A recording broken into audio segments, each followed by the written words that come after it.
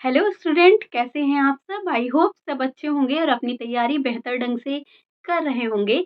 जैसा कि आपको पता है कि अभी हाल-फिलहाल में बहुत सारी यूनिवर्सिटीज़ ने पीएचडी नोटिफ़िकेशन जारी किया है। तो कल हमने इसी पर चर्चा करते हुए एक वीडियो अपलोड किया था जिसमें हमने पीएचडी इंटरव्यू में किन बातों का ख़्याल रखें, साथ ही रिसर्च प्रपोज़ल बनाते समय किन-किन बातों का ख़्याल रखें, रिसर्च प्रपोज़ल के क्या कॉन्सेप्ट हैं, उसमें जो रेफ़रेंस है वो कैसे दिया जाता है। और रेफ़रेंस की बातचीत करते हुए हमने एपीए और एमएलए की भी बातचीत की थी।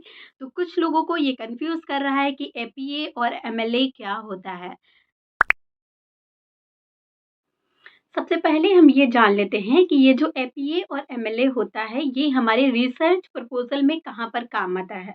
तो अगर हम आसान भाषा में समझें तो रिसर्च प्रपोज़ल जब आप लिख रहे होते हैं, अपना थीसिस राइटिंग कर रहे होते हैं, तो उसमें आप अपनी बातों को प्रमाणित करने के लिए कहीं अन्य किताबों से सहारा लेते हैं या किसी अन्य आर्टिकल से जो सहारा लेते हैं, तो वो आपको यहाँ पर दिखाना होता है। आप अगर ऐसे ही लिख देंगे किसी अन्य बुक से उठाकर, तो वो आपका कॉपीराइट में आ जाएगा और जब प्लेगरिज़्म चेक होगा, तो वहाँ पर वो आपका बाहर हो जाएगा। इसलिए यहाँ पर हमें क्या करना होता है, आप जहाँ से भी जो चीज़ उठाकर लिख रहे हैं, उसका हमें रेफ़रेंस देना होता है, उसका हमें संदर्भ देना होता है।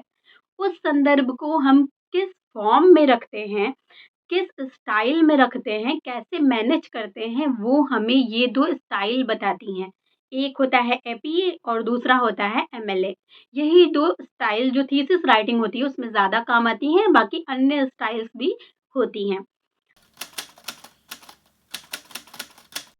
हम प्रैक्टिकली एपीए और एमएलए को समझेंगे। एपीए और एमएलए का डिफरेंस क्या है और हमें कौन-सा यूज़ करना है, हमें एपीए यूज़ करना है या एमएलए यूज़ करना है, आपका ये क्वेश्चन बनेगा।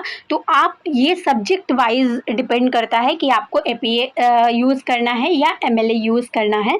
तो हम देखते हैं किन-किन सब्जेक्ट्स में कौन-कौन सा जो फॉर्मेट है वो यूज़ होगा। देखिए बेसिकली अगर आप सोशल साइंस, साइकोलॉजी या सोशियोलॉजी, एजुकेशन, बिजनेस से अपना पीएचडी राइट कर रहे हैं, तो फिर आपको एपीए फॉर्मेट का इस्तेमाल करना है।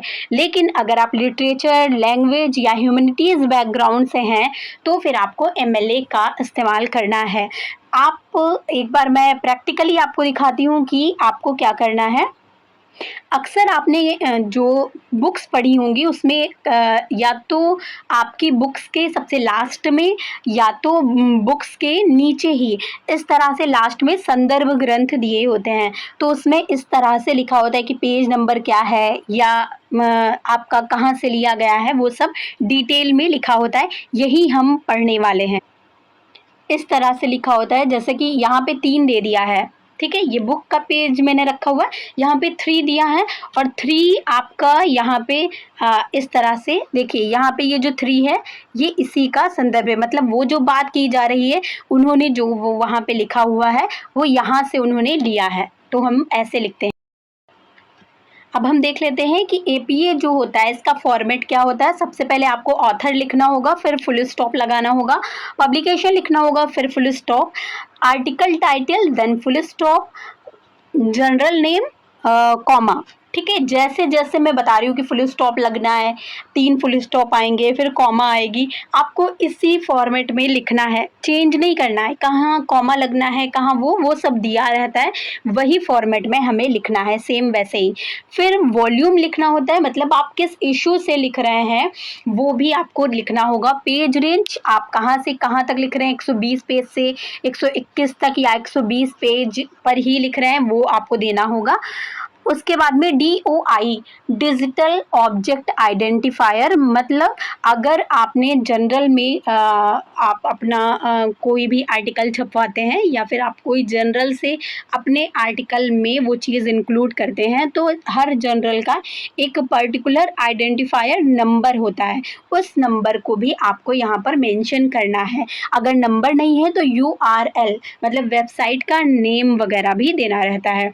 अब हम आगे देखते हैं हैं कि किस तरह से हमें लिखना है। जैसे कि मान लिया कि कोई राइटर है, ठीक है, एक चीज़ आपको ध्यान रखनी है, मैंने यहाँ पे नोट डाउन भी किया है कि या तो एमएलए हो या तो एपीआई हो, दोनों में जो राइटर का नेम है तो लास्ट नेम जो है वो पहले आएगा, ठीक है, लास्ट नेम पहले आएगा। जैसे कि इनका जो राइटर है इनका नाम है जे.ए.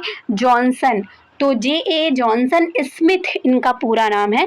स्मिथ हम पहले लिखेंगे, उसके बाद में हम कॉमा लगाएंगे, उसके बाद में हम जे.ए. जॉनसन लिखेंगे। जैसे कि अगर आप के राइटर हैं केदारनाथ अग्रवाल, तो हम अग्रवाल पहले लिखेंगे, फिर लिखेंगे केदारनाथ, ठीक है, ये दोनों में ही ये लागू होगा।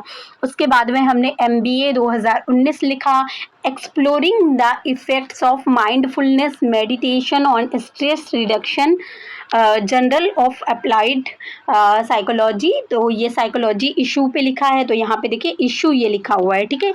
उसके बाद में पेज लिखा हुआ है, ये पेज लिखा हुआ है, और डिजिटल आइडेंटिफायर नंबर इस तरह से होता है, तो इस तरह से लिखा है। आई होप कि आप समझेंगे। आपको अपना जो थीसिस राइटिंग लिखना है वो इसी फॉर्मेट में लिखना है। में आपको क्या करना है, एमएलए में सबसे पहले ऑथर का नाम लिखना है, देन फुल स्टॉप। उसके बाद में जो टाइटल ऑफ आर्टिकल लिखना है वो इन्वर्टेड कॉमास में लिखना है, ठीक है, ये ध्यान रखिएगा। उसके बाद द टाइटल ऑफ जर्नल का जो टाइटल है वो लिखना है, वॉल्यूम नंबर लिखना है, आपको ईयर लिखना है, जो भी ईयर है आपका। उसके बाद में आपको पेज नंबर लिखना है, देन DOI और URL, ये दोनों में डिफरेंस है, ठीक है। तो आई होप आपको ये वीडियो समझ में आया होगा। अगर नहीं समझ में आ रहा है तो एक दो बार रिपीट करके एमएलए और एपीए समझिए, तो समझ जाएंगे आप। प्लेगरिज्म की इस वीडियो में मैंने बात की है कि ये जो चीज़ है ये हमें क्यों करना चाहिए, क्योंकि प्लेगरिज्म में हम पकड़े ना जाएं, हम साहित्यिक चोरी में ना पकड़े जाएं, ठीक है। कॉपीराइट इशू हमारी जो थीसिस है उस पर ना आए, इसीलिए ये चीज़ हमें अच्छे से करनी चाहिए। तो प्लेगरिज्म पर अगला वीडियो मेरा प्लेगरिज्म पर होगा, और उसको भी आप लोग देख लीजिएगा, ताकि आपको PhD लिखने में पहले से ही इन चीज़ों के बारे में पता होगा, तो बाद में दिक्कत का सामना नहीं करना पड़ेगा, बाद में प्रॉब्लम फेस नहीं करना पड़ेगा। आई होप आपको ये वीडियो अच्छी लगी होगी, और अच्छी लगी हो तो please like, share and subscribe करिए, ताकि और भी लोग के लिए ये यूज़फुल हो और हेल्पफुल हो। Thank you. Goodbye.